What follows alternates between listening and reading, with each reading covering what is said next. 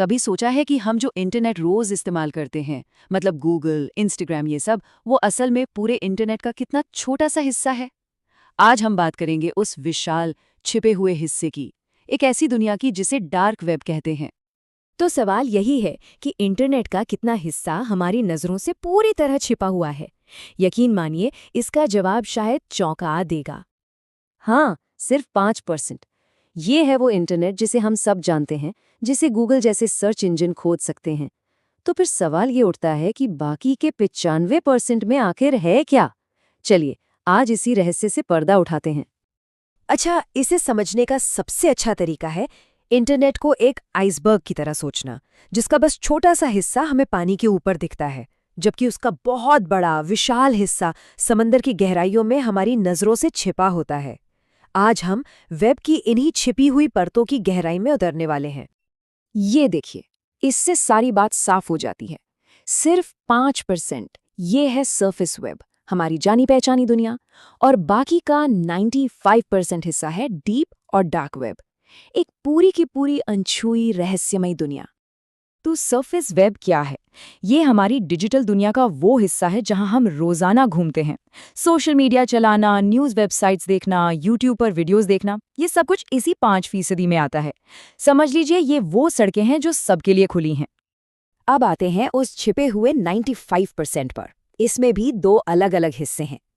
पहला है deep web, जिसमें कोई खास रहस्य नहीं है।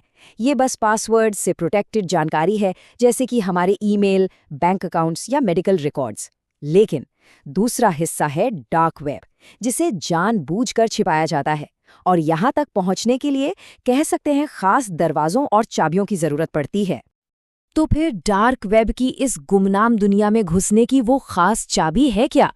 इसका जवाब एक टेक्नोलॉजी में छिपा है, जिसका नाम है द अनियन राउटर, या जिसे ज्यादातर लोग टॉर के नाम से जानते हैं।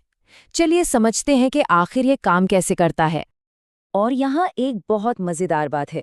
सोचिए जरा, टॉर को 1990s में अमेरिकी रक्षा विभाग ने शुरू किया था ताकि उनके जासूसों की ऑनलाइन पहचान छिपी रहे। और आज यही टेक्नोलॉजी दुनिया भर में आम लोगों की प्राइवेसी बचाने का एक बहुत बड़ा जरिया बन चुकी है। टॉर को अनियन यानी प्याज इसलिए कहते हैं क्योंकि ये डेटा को प्याज की परतों की तरह कई लेयर्स में छिपा देता है। कनेक्शंस दुनिया भर के कई रैंडम कंप्यूटर से होकर गुजरता है, और हर मोड़ पर एक परत खुलती जाती है।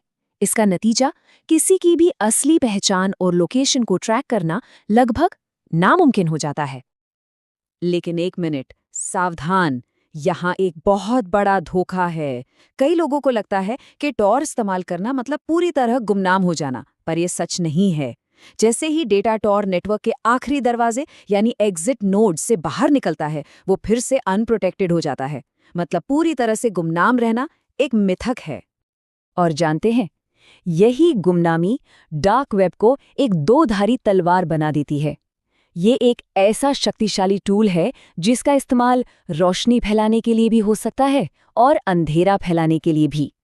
सोचिए, एक ऐसा देश जहां सच बोलना ही अपराध हो, वहां के पत्रकार और एक्टिविस्ट अपनी आवाज दुनिया तक पहुंचाने के लिए डार्क वेब का सहारा लेते हैं। विसल ब्लोअर्स बड़े बड़े घोटालों का पर्दाफाश करने के लिए इसका इस्तेमाल करते हैं। ये उनके लिए आज़ादी का एक जरिया है। लेकिन इसी गुमनामी का फायदा उठाकर दूसरी तरफ अवैध बाजार चलते हैं, हैकर फोरम पनपते हैं और लोगों की चोरी की हुई निजी जानकारी बेची जाती है। तो जाहिर है, इस अनजान दुनिया में कदम रखना खतरों से खाली नहीं है। ये कोई आम वेबसाइट नहीं है। इसलिए अगर कोई रिसर्च या किसी और वजह से वहां जाने का फैसला करता भी है, तो उसे हर कदम पर बहुत ज्यादा सावधान रहना होगा। अगर इसे सीधे और सरल शब्दों में कहा जाए तो ये खतरनाक मोहल्ला है, एक ऐसी जगह जहां जाने की सलाह बिल्कुल नहीं दी जाती। यहाँ सचमुच हर कोने पर खतरा है। एक गलत क्लिक से कंप्यूटर में खतरनाक वायरस आ सकता है, निजी जानकारी पलक झपकते ही लीक हो सकती है, और तो और कई देशों में डार्क वेब के कुछ हिस्सों पर जाना गैर कानूनी भी हो सकता है। जो सिक्योरिटी एक्सपर्ट्स रिसर्च के लिए यहाँ जाते हैं, वो कई लेयर्स वाली सुरक्षा का इस्तेमाल करते हैं। इसे ऐसे समझिए जैसे किसी किले में दाखिल होना हो। टॉर ब्राउज़र दरवाज़ा है, वीपीएन एक और सुरक्षा कवच है, और फायरवॉल एक पहरेदार की तरह काम करता है जो हर आने जाने वाले पर नज़र रखता है। तो कुल मिलाकर बात ये है कि डार्क वेब एक शक्तिशाली और बहुत जटिल टेक्नोलॉजी है जिसका इस्तेमाल अच्छे और बुरे दोनों कामों के लिए हो सकता है।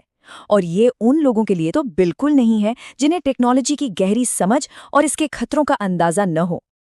और आखिर में एक सवाल सबके सोचने के लिए, आज की दुनिया में जहां हर कोई अपनी प्राइवेसी को लेकर इतना परेशान है, क्या डार्क वेब जैसी कोई चीज अपनी तमाम बुराइयों के बावजूद एक जरूरी बुराई है? इसके बारे में सोचना तो बनता है।